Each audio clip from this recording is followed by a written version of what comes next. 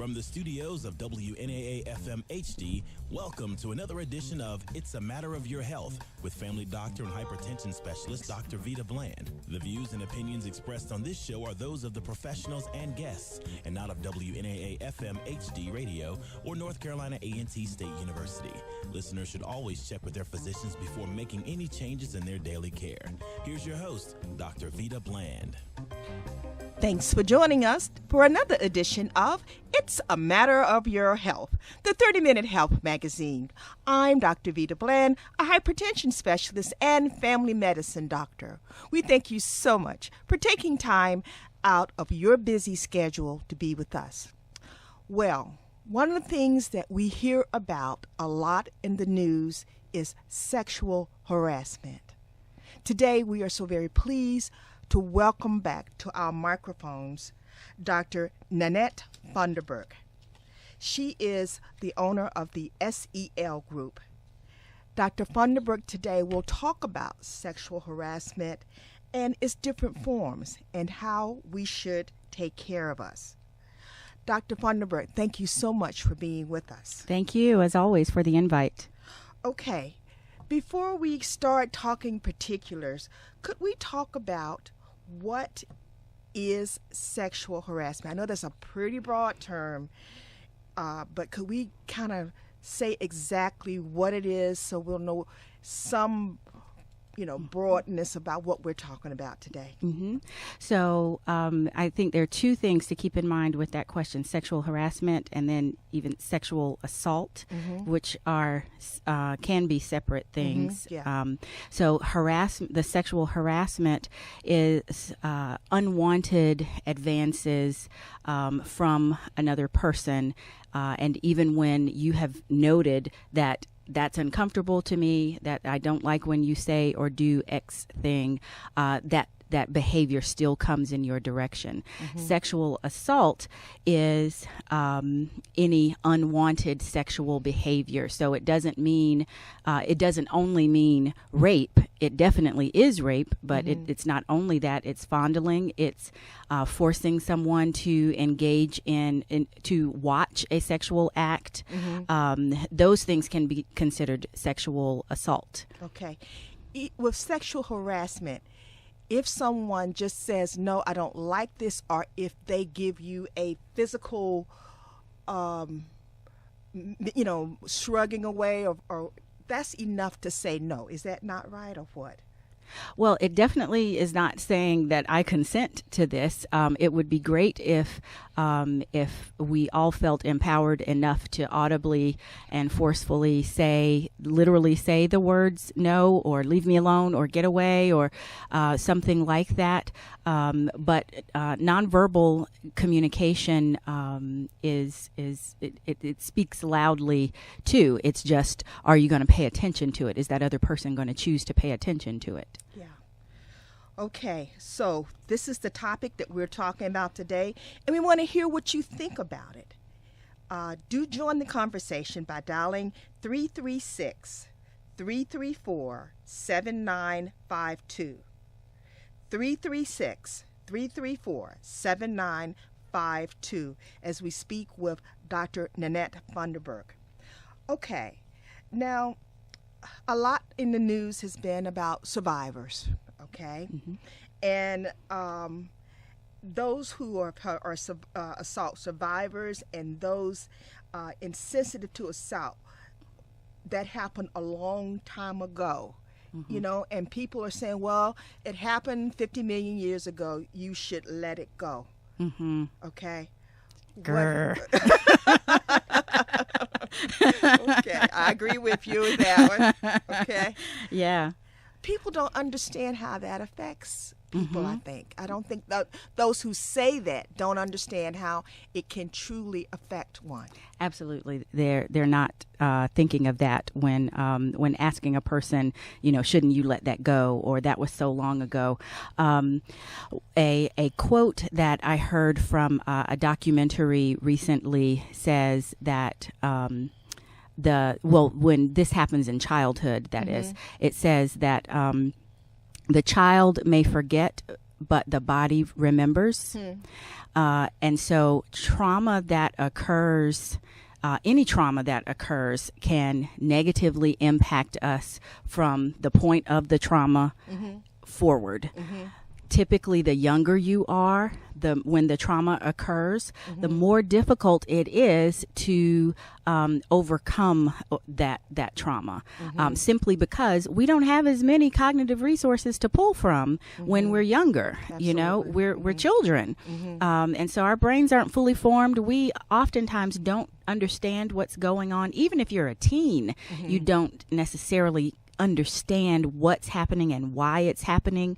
Why am I responding this way, or why is so and so approaching me this way?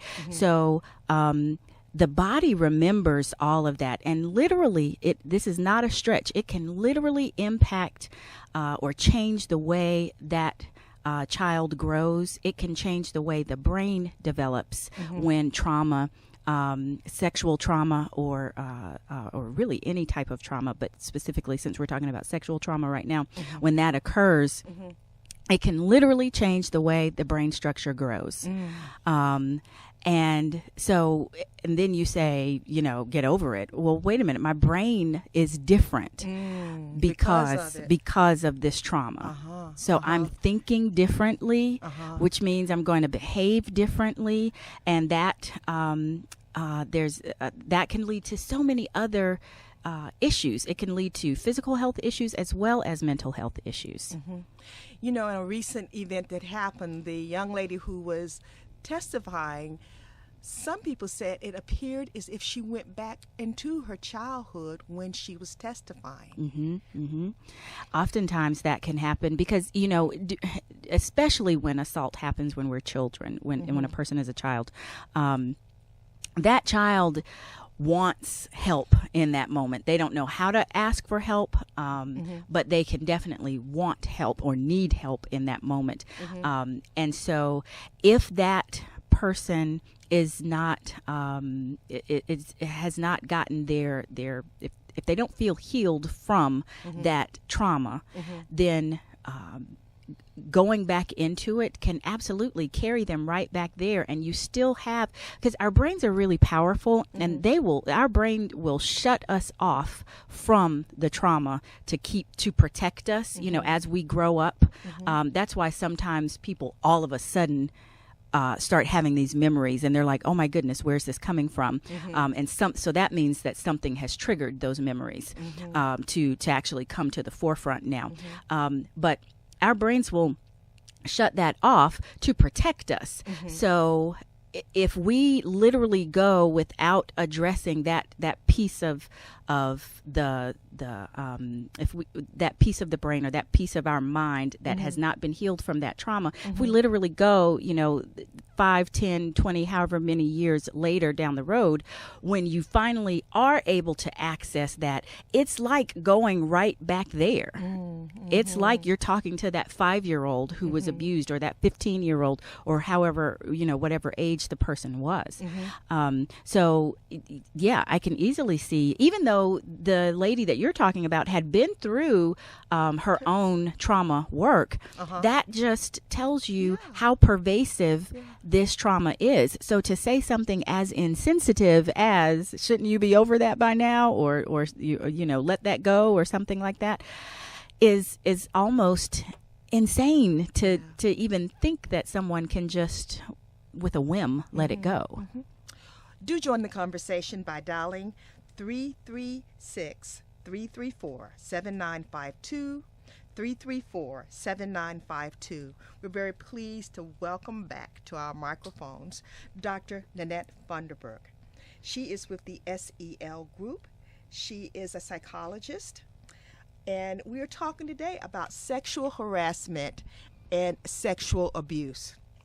Now, you know, when you think about this happening, and you say it's so hard for people to get, you know, to go on. Okay. Then I wonder what happens when kids or young people never tell anyone what happened. How do, what happens with these kids or with these adults now, whatever, wherever they may be in their life cycle, because they did not share this with someone, because a lot of times a small person may not even understand what went on. They don't know what to say, what words to come to their minds to talk about it.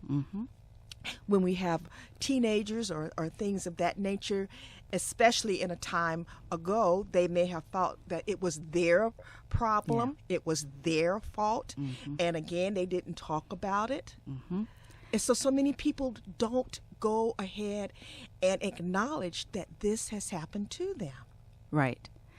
And so there are many things that can come from that when you have a person who does not, chooses not to disclose what happens or what has happened. The first thing that pops into my mind are the mental health issues that will arise from that. So, it's very similar to, if you have a person who, I like to use this analogy because I think people understand physical health much more than they understand mental health.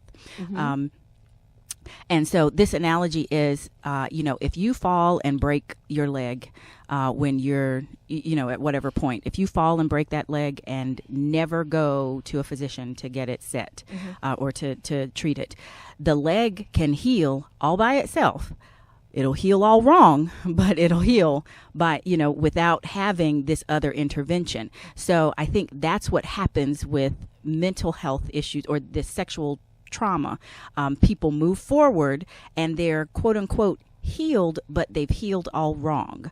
And so they have healed with that trauma all balled up on the inside of them. So that's when you see people who seem to be angry for no reason. That's when you see people who are anxious and, they get those nicknames of scaredy cat or you must not be living right. You jumping at nothing.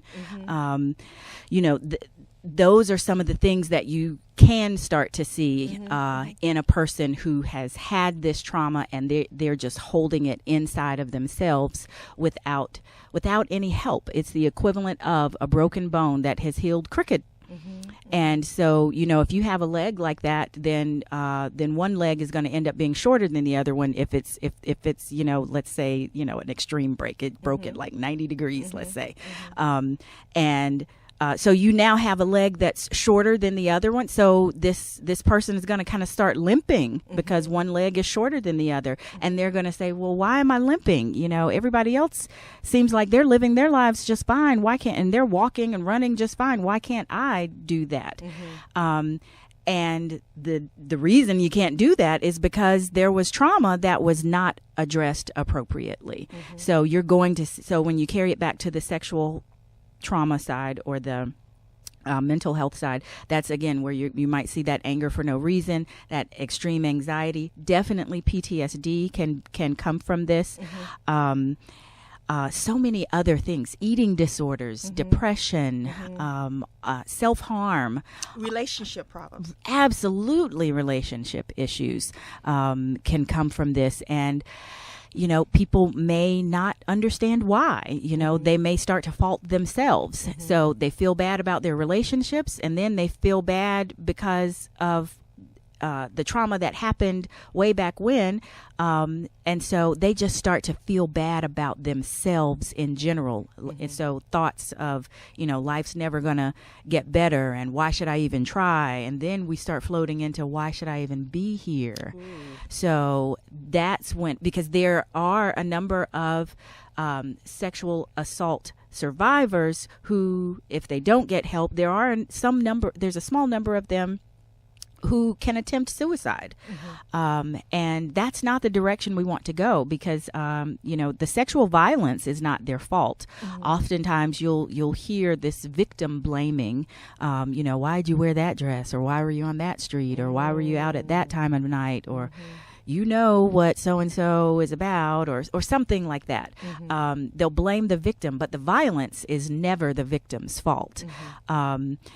but when you have all of those voices that are coming at you, telling you that it is your fault, and then you're feeling bad about that. You're feeling bad because relationships are not working out. You're feeling bad because you're depressed or anxious or just nervous all the time. That's not a good recipe. So you don't feel healthy and whole in those moments. Well, do join the conversation by dialing 336-334-7952, 334-7952. We're so very pleased to welcome back to our microphones today Dr. Nannette Funderburk. Dr. Funderburk is the owner of the SEL Group and the Social and Emotional Learning Group. And she is here today to talk about sexual harassment, sexual assault, and she has a world of experience in dealing with these types of patients. So do join the conversation, 336-334-7952, 334-7952.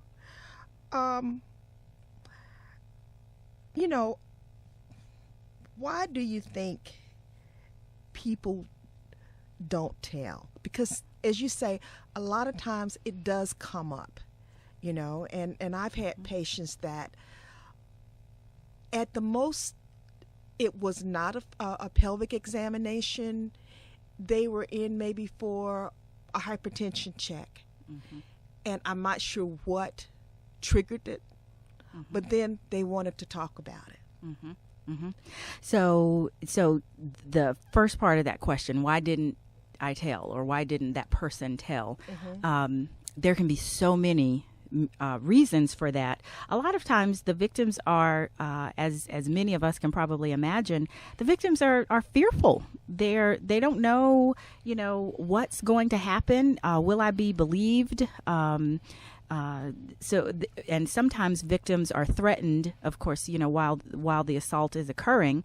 So sometimes they feel like they're protecting those other people who they were told were going to be hurt if they, if they didn't keep the secret. Also, these victims can feel a lot of shame and embarrassment. And I've heard some people, again, insensitively say, well, this, if it wasn't your fault, why are you ashamed, or why are you embarrassed?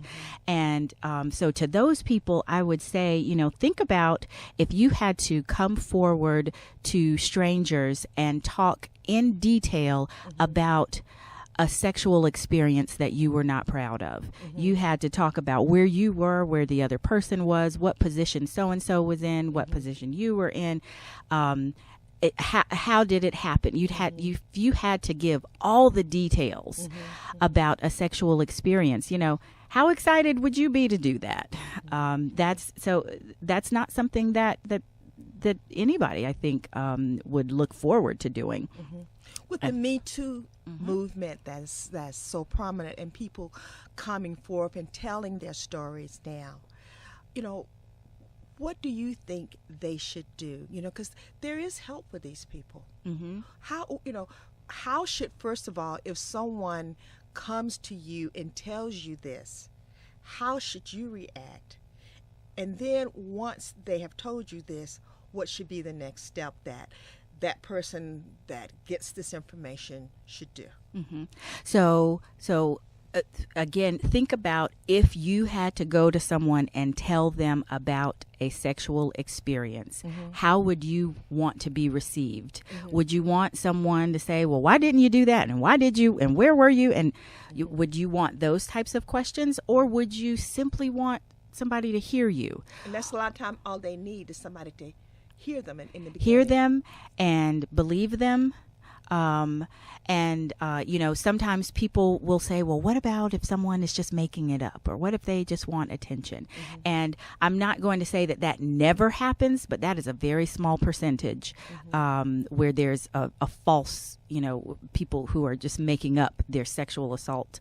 That's a really small percentage. So the vast majority of times, you want to sit, listen to what they have to say, and empathize with that victim, and ask how can you help?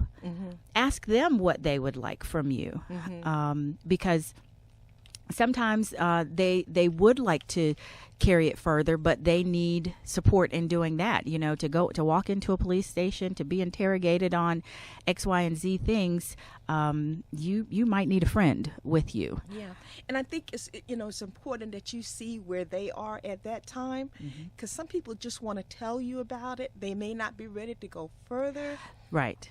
And because you got to be in a certain head stance in order to go further with something like this. Right, you do. So if that person is not ready to go forward, then you want to be there again, as your role is the support role.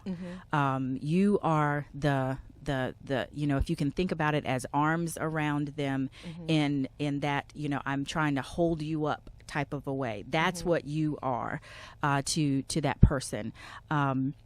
So let me say, yes. I have a patient who comes in and gives me the information, and I send that patient to you. What's the work that has to be done to help that patient to become whole again, because they're not whole? What do you have to do with that patient to get them whole again? So the first thing I'm going to do is thank them for walking, because if they're actually there with me, that means they've walked through my door. So I'm going to thank them for walking through the door, because that is a huge step for many people. After that, and once we start getting into the work, I'm going to help them to express their story in their words, because the goal is I want them to get it out of their heads. And either, we'd look at how it would come out. Would that come out in writing? Would that come out in some type of narrative prose? Would that come out in artwork? How would it come out? But some type of way we would look at expressing it, because there's power in that. When it stays in our heads, sometimes it can feel like it's not as real. Once it comes out of your mouth to another person, it's like, okay, wow, yeah, this is real. I did this. That brings power. That brings a certain amount of, okay, I'm not silenced like I was prior to this. Because remember, some people are told not to tell. Many people, especially when we're children, we're told not to tell. So to actually tell, and then the world doesn't crumble after those words leave your mouth, there's power in that. And people start to recognize their power. Also, we start to give them what they needed back in that moment. So did they need someone to say it's not your fault? Did they need someone to say you told in a silent way, but you did tell and you didn't want this? Do they need someone to say that to them? So side note, we do have silent ways of telling too when we're little, especially when we're little, but sometimes even as an adult, you can have a silent way of telling. So an example of that would be, I can remember there's a wonderful book on childhood sexual abuse, and one of the survivors in the book talked about when she was a young girl, she wore the onesie type pajamas, and it zipped all the way up to the top, and she zipped it as far up as she could, and then put a safety pin up at the top of the zipper. So now that's not average to put a safety pin there. So she wanted somebody to see that safety pin and say, well, why do you have a safety pin there? Because that's not who I mean, in a whole piece of clothing, if there are no holes or anything in it, who put just a random safety pin? So she wanted someone to ask, what is this safety pin about? That was her way of telling. That was a silent way of telling. Other times we might wear clothes that are too big, or because we want to hide our shape, or we might not bathe because if I don't smell good, then nobody's going to want to come that close to me. So those are some silent ways of telling. So that was just a side note there to keep that in mind. When you see behaviors that seem a little odd, then ask a question about it. How do you talk to parents who then feel guilty that they did not realize this was happening. So, I've never met a parent who got the book on how to raise children right when right when their child was born. So, you don't get the manual, and most parents are doing the best that they can. So when you look back and you recognize, in that moment, in those moments, did I do the best that I knew how to do in that moment? Then you take a little bit of comfort in that. I did what I knew to do in that moment. Now, all of us, as we get older, as we grow up, we look back and we're like, oh man, I should have done that differently. But in that moment, we did the best that we knew how to do. So that's something to ask yourself. Did I do that? Did I do the best that I knew how to do in that moment? If you look back and you say, well, I didn't, because there are some parents that look back and say that.